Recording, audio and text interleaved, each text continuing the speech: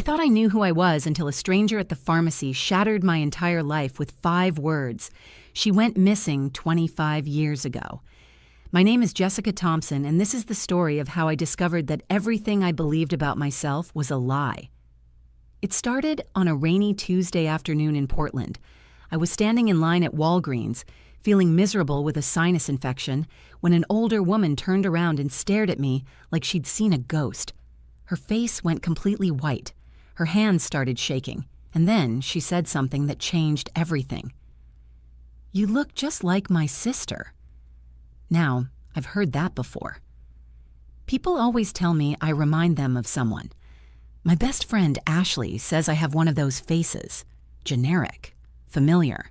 The kind of face that makes strangers think we went to high school together.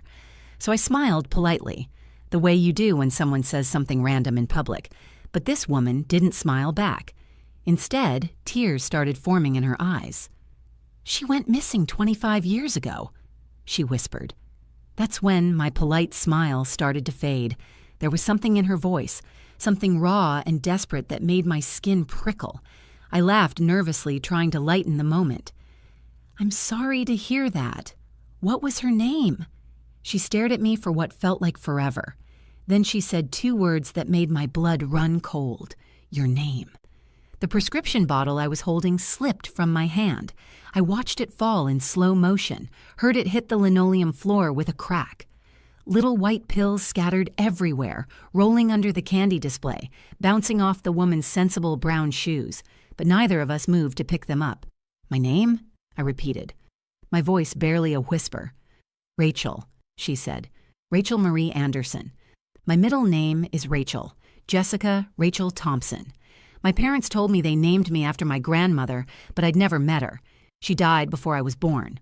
Or at least, that's what they said." The woman stepped closer, and I could see every line on her face, every gray hair that had probably turned that color from years of worry. "You have her eyes," she said, "green with little gold flecks, and that scar above your eyebrow." My hand moved involuntarily to touch the small scar above my right eye. I'd gotten it falling off my bike when I was 7. My dad had rushed me to the emergency room. Mom held my hand while they put in 3 tiny stitches. I remembered it perfectly. Or did I? "How old are you?" the woman asked. 32. She'd be 32. Her voice cracked on the words. She had a birthmark on her left shoulder, shaped like a crescent moon. The pharmacy suddenly felt too small, too bright. The fluorescent lights buzzed overhead like angry wasps. I could hear my heart pounding in my ears, drowning out the soft music playing from the speakers. An elderly man behind us cleared his throat impatiently, but we didn't move. "I'm sorry," I managed to say. "I think you have me confused with someone else." But even as I said it, something cold was creeping up my spine, because I do have a birthmark on my left shoulder, shaped exactly like a crescent moon. I'd always thought it was cute, unique. My boyfriend in college used to kiss it and call it my lucky charm. The woman reached into her purse with trembling hands and pulled out a worn photograph. This was her. This was Rachel. I looked at the photo and felt the ground shift beneath my feet. A little girl stared back at me, grinning with 2 missing front teeth. She had my nose, my chin, those same green eyes with gold flecks. She was wearing a pink dress I swear I remembered owning. "I have to go," I said, backing away. "I'm sorry, I have to go." I turned and ran out of the pharmacy, leaving my prescription, my dignity, and possibly my entire identity scattered on that floor. The rain hit my face like cold needles, but I didn't stop running until I reached my car. I sat there, engine off, rain pounding on the windshield, trying to make sense of what just happened. But here's the thing about the truth. It doesn't care if you're ready for it. It doesn't wait for the perfect moment. Sometimes it finds you on a random Tuesday when you're sick and vulnerable, standing in line at a pharmacy. Sometimes it looks like a stranger's tears and sounds like your own name spoken by someone who's been searching for you for 25 years. My name is Jessica Thompson. At least I thought it was. But that Tuesday afternoon, I started to wonder if my name might actually be Rachel Marie Anderson, and if the life I'd been living was built on someone else's tragedy. That morning had started like any other Tuesday in my life. I woke up at 7:30 in my Pearl District apartment. the one with the exposed brick walls and the window that never quite closed all the way. Rain was pattering against the glass, which was nothing new for Portland in March. My sinuses felt like someone had stuffed them with cotton balls soaked in cement. I rolled over and grabbed my phone, squinting at the bright screen. 3 texts from Ashley asking if we were still on for Thursday coffee. One from my mom with a gif of a dancing cat and the words, "Happy Tuesday, sweetie." And 2 missed calls from my client who wanted to know if I could make the logo more purple but less purple. My name is Jessica Thompson, and I design logos for small businesses. Not the most glamorous job, but it pays the bills and lets me work from home in my pajamas. I'd been doing it for 5 years, ever since I graduated from Portland State with a degree in graphic design and a mountain of student loans. I dragged myself out of bed and shuffled to the kitchen. My apartment was small but cozy, decorated with thrift store finds and plants I somehow hadn't killed yet. The walls were covered with my own artwork and photos from family vacations.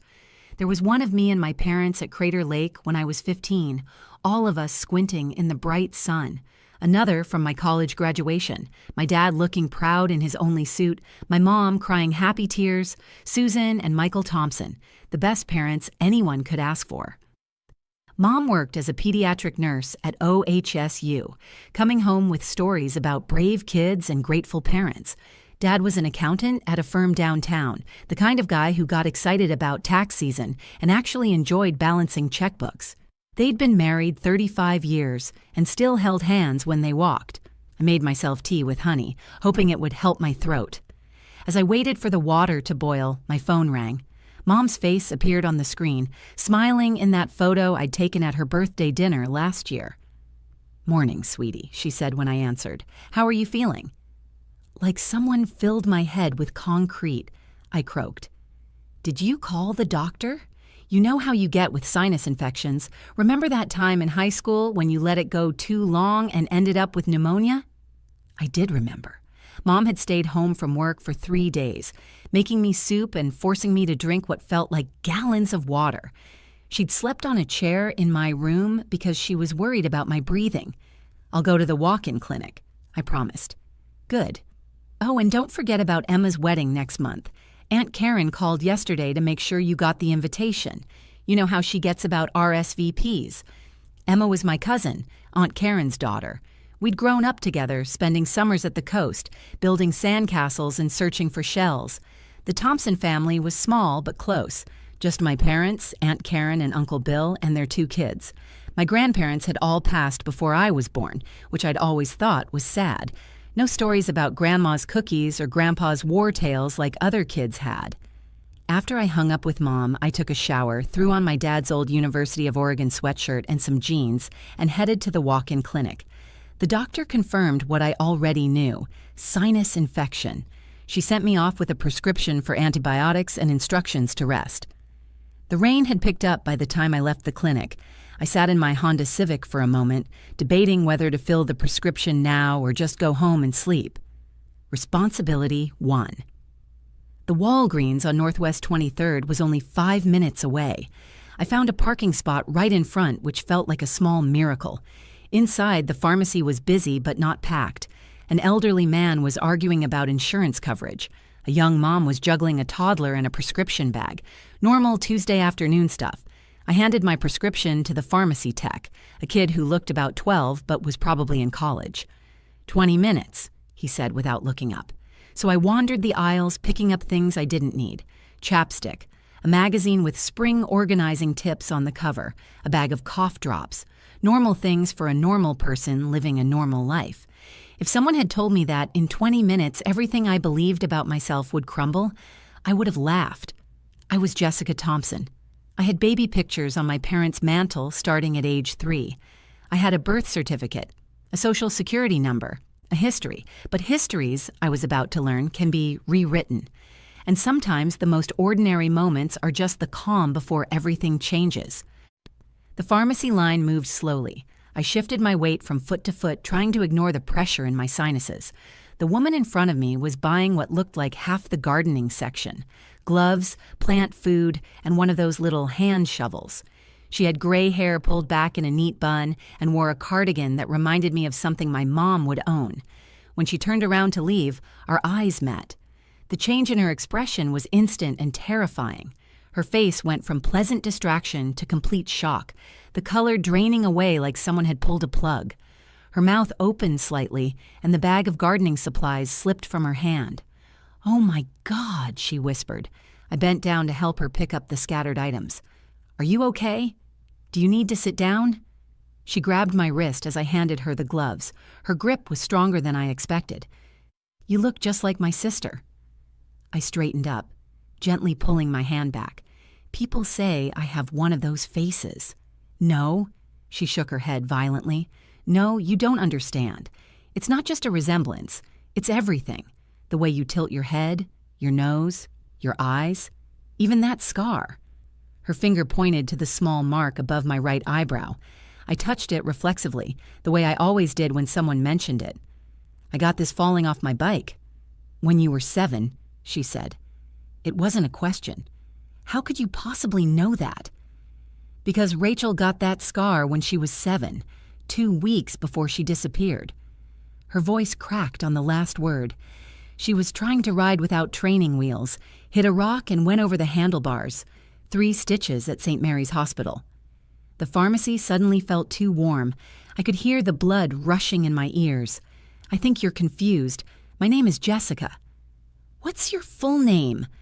She leaned forward, her eyes searching mine with desperate intensity. "Jessica Thompson."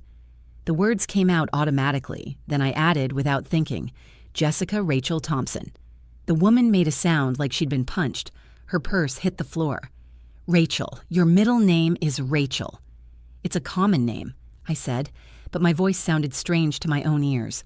"How old are you?" 32. "Born in 1993? I nodded, unable to speak. "Rachel would be 32. Born May 15th, 1993. Tears were streaming down her face now. She had green eyes with gold flecks, just like yours. She was left-handed. "Are you left-handed?" I looked down at my left hand, still clutching my prescription paper. "Lots of people are left-handed." She had a birthmark on her left shoulder shaped like a crescent moon. My mother had the same one. It runs in our family. The prescription paper crumpled in my fist. I did have that birthmark. I'd always thought it was unique, special. My college boyfriend used to trace it with his finger. But how could this stranger know about it? "I need to show you something." The woman fumbled in her purse, pulling out a worn leather wallet. From inside, she extracted a photograph, holding it with shaking hands. "This is Rachel. This was taken 3 days before she went missing." I looked at the photo and felt the world tilt. A little girl grinned at the camera, missing her 2 front teeth. She wore a pink bicycle helmet and matching knee pads. Behind her was a red bike with white streamers on the handlebars. But it was her face that made me grab the pharmacy counter for support. It was my face. Not similar, not resembling. It was exactly my face from the photos on my parents' mantle. The earliest photo they had of me was from my 3rd birthday, they said. Everything before that was lost in a house fire. "She was playing in our backyard," the woman continued, her voice hollow. "In Denver, I went inside to answer the phone. It was my mother calling about Sunday dinner. I was only gone 5 minutes. When I came back, the gate was open and Rachel was gone. We searched for hours, days, years." "I'm not her," I said, but the words felt like a lie. "I'm from Portland. My parents are Susan and Michael Thompson. I've always been Jessica." "Then how do you explain this?" She pulled out another photo. "This is what the age progression specialist said Rachel would look like at 30. I stared at the computer-generated image. It could have been my driver's license photo. "What was her last name?" I heard myself ask. "Anderson. Rachel Marie Anderson. I'm Carol Anderson. I'm your sister." That's when the antibiotics slipped from my hand, the bottle breaking open on impact, pills scattering across the floor like tiny white secrets I could no longer keep contained. I ran out of the pharmacy like the building was on fire. The automatic doors couldn't open fast enough. I burst through them into the rain, gasping for air that wouldn't come. My car was right there, just 20 feet away, but it felt like miles. My hands shook so badly I dropped my keys twice before managing to unlock the door. Inside the car, I gripped the steering wheel until my knuckles turned white. The rain hammered against the windshield, creating a wall of water between me and the world. I couldn't stop seeing that photo, that little girl with my face. Rachel Marie Anderson. The name echoed in my head like a song I couldn't remember learning. I drove home on autopilot, ran up the 2 flights to my apartment, and slammed the door behind me. My reflection in the hallway mirror stopped me cold. I stared at my face, searching for proof that I was who I'd always believed I was. But all I saw were questions. I went straight to the bookshelf where my parents kept our family photo albums when I was growing up. I had copies of some of them. My hands trembled as I pulled out the oldest one, labeled Jessica's Early Years in my mom's neat handwriting. The first photo showed me at my 3rd birthday party. Chocolate cake smeared across my face, a pointed party hat sliding off my head. I flipped the page. Me at Christmas, maybe 3.5, hugging a stuffed elephant. Another page. First day of preschool, age 4, wearing a Minnie Mouse backpack. I flipped backward. Nothing. No baby pictures, no toddler photos, no first steps or first words or first anything. My life, according to these albums, began at age 3. I grabbed my phone and called my mom. She answered on the 2nd ring. "Hi, sweetie, did you get your prescription filled?" "Mom, I need to ask you something, and I need you to tell me the truth." "Jessica, what's wrong? You sound upset." "Why don't I have any baby pictures?" The silence stretched too long. I could hear her breathing, quick and shallow. "We've told you this before. The house fire when you were 3, we lost everything." "What house fire? Where were we living?" "In California, before we moved to Portland." "Where in California?" Another pause. "Sacramento." "What was our address?" "Jessica, why are you asking about this now?" "Just answer me, Mom, please. What was our address?" "I don't remember the exact address. It was so long ago." "You remember everything. You still have the receipt from my first day of kindergarten shoes.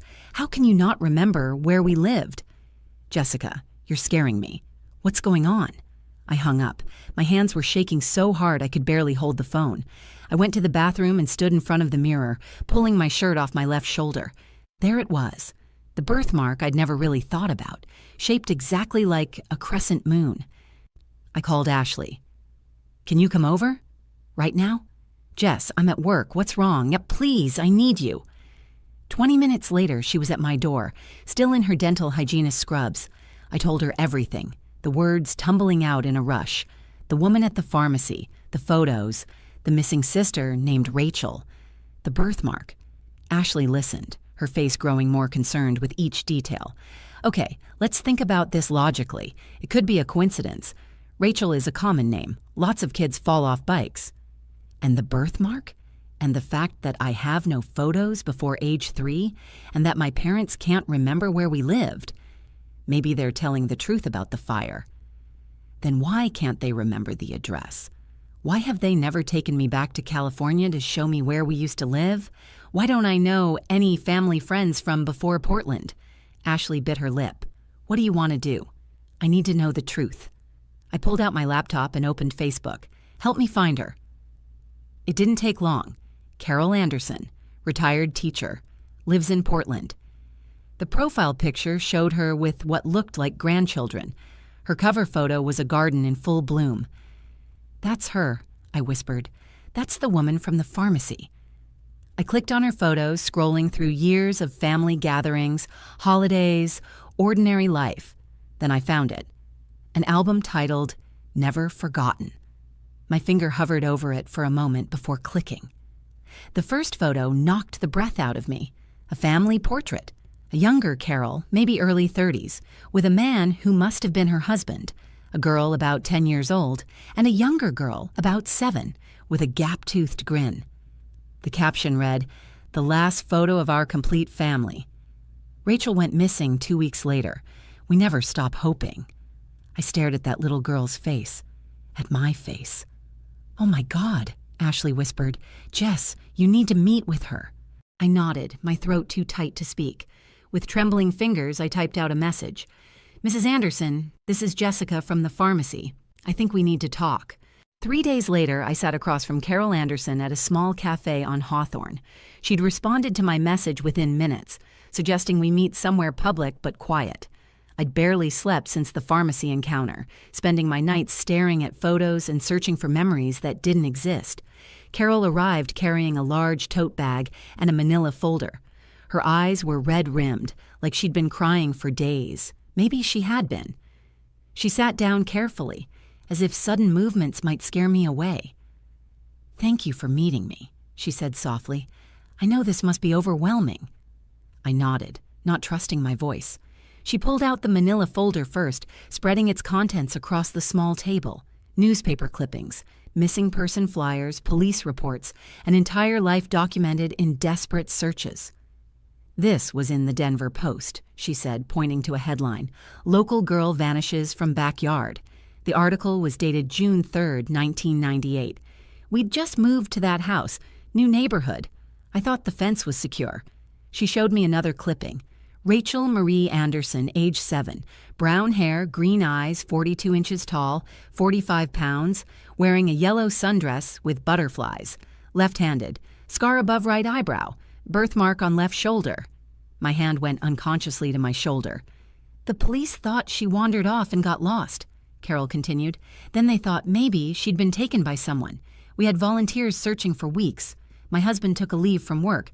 We hired private investigators." She pulled out a photo album next, the one I'd seen glimpses of on Facebook. This was Rachel's first day of school. She was so excited, insisted on wearing her new light-up shoes even though they didn't match her dress. Page after page of a life interrupted, birthday parties, Christmas mornings, a trip to the zoo. In every photo I saw myself, not someone who looked like me. Me. "This was taken the morning she disappeared," Carol said, her voice breaking. She showed me a Polaroid of a little girl eating cereal, grinning at the camera with milk on her chin. She was going through a phase where she wanted photos of everything. I must have taken 50 pictures that week alone. "I don't remember any of this," I whispered. "You were so young. Trauma can affect memory, especially in children." Carol reached into her bag again and pulled out a small stuffed elephant, worn and faded with age. "This was yours, your favorite toy. You called him Peanut. You wouldn't go anywhere without him." I stared at the elephant. Something stirred in my mind. Not quite a memory, but an echo of one. The feeling of soft gray fur against my cheek. "My daughter Emma found him under Rachel's bed a week after she disappeared. I've kept him all these years, hoping someday I'd be able to give him back to you." "This doesn't prove anything," I said, but my voice was weak. "Lots of kids have stuffed elephants." Carol nodded. "You're right. That's why I brought this." She pulled out a DNA test kit. "I already took mine. If you're willing, we can know for certain." I stared at the kit. Such a small thing to hold such enormous truth. "What happened to your husband?" I asked. "David died 5 years ago. Heart attack. He never gave up hope, but the not knowing destroyed him. Every time the phone rang, every time someone knocked on the door, he thought it might be news about Rachel." She wiped her eyes. "He would have been so happy to meet you." "And Emma?" "She's 37 now, married with 2 kids. She was 10 when you disappeared. She blamed herself for years, thought she should have been watching you better. It affected her whole life. She became a social worker specializing in missing children cases." I picked up the DNA kit with shaking hands. "How long for results?" 2 weeks if we pay for expedited processing. 2 weeks to know if my entire life was a lie." I opened the kit and followed the instructions, swabbing the inside of my cheek, while Carol watched with tears streaming down her face. "There's something else," she said as I sealed the sample. "Your parents, Susan and Michael Thompson. I need to know how they got you." "They're good people," I said defensively. "They love me." "I'm not saying they don't. But Jessica, if you're Rachel, they've had someone else's child for 25 years. They've known you were missing. Your face has been on milk cartons and websites and TV shows. How did they never see it?" I thought about my parents' reluctance to travel, their vague answers about our life before Portland, the way they'd always change the subject when I asked about extended family. "We'll have answers soon," Carol said gently. "But in my heart, I already know. A mother knows her child even after 25 years. She reached across the table and took my hand. Her touch was warm, familiar in a way that made my chest tight. I never stopped looking for you, Rachel. Not for a single day. The DNA results came back in 10 days instead of 2 weeks. I'd been checking my email obsessively, refreshing every few minutes, my stomach in knots. When the notification finally appeared, I stared at it for 20 minutes before finding the courage to open it. 99.9% match. I was Rachel Marie Anderson. I sat on my bathroom floor and cried until I couldn't breathe. Not sad tears, exactly. Not happy ones either. They were tears of complete dissolution, like I was melting away and reforming as someone else entirely. The confrontation with my parents was the hardest thing I've ever done. I drove to their house on a Sunday, knowing they'd both be home. Mom answered the door with her usual bright smile, but it faded when she saw my face. "We need to talk," I said. They sat on their beige couch holding hands as I showed them the DNA results. Mom started crying immediately. Dad's face went gray. "We wanted a baby so badly," Mom whispered. "We'd tried for 10 years. 3 miscarriages. Failed adoptions. Then Michael's cousin called. Said she knew someone who had a little girl who needed a home. The mother was supposedly a drug addict who'd abandoned her." "You knew," I said. "You had to know that wasn't true." Dad finally spoke, his voice barely audible. "We suspected, but we were desperate. And you were so perfect, so sweet. We told ourselves we were saving you." "From what? From a family who loved me, who searched for me for 25 years? "We moved here from Ohio, not California," Mom admitted. "Changed our names slightly. Michael was Mark before. I was Sandra, not Susan. We created new identities and never looked back. Every missing child poster, every news story, you had to have seen my face." "We avoided them," Dad said. "Never watched the news. Never looked at those posters.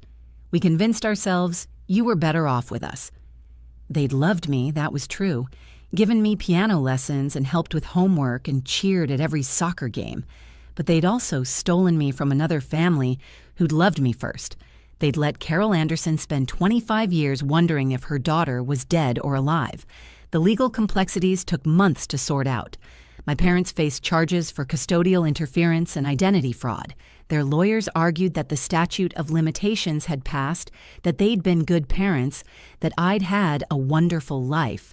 All true, but it didn't erase the crime.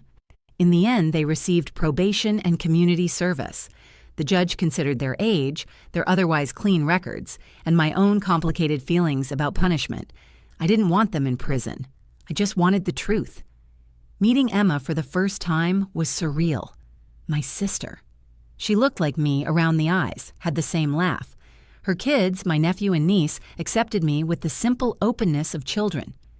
"Are you the aunt who was lost?" 7-year-old Lily asked. "Grandma said you were lost, but now you're found." Carol introduced me to the rest of the Anderson family at a barbecue that felt like stepping into an alternate life. Aunts and uncles who'd searched for me. Cousins who'd grown up hearing about the missing girl. They welcomed me with tears and hugs and 25 years of stored-up love. I kept my name as Jessica professionally, but added Rachel legally. Jessica Rachel Anderson Thompson. A mouthful, but it felt right. I was both people now, the one who was lost and the one who was found. The Thompsons are still in my life. It's complicated and sometimes painful, but they're the only parents I remember. We have dinner once a month. Careful conversations over familiar food. They're in therapy, working through their choices. So am I. Carol and I have coffee every Tuesday now. She's teaching me family history, filling in the blanks.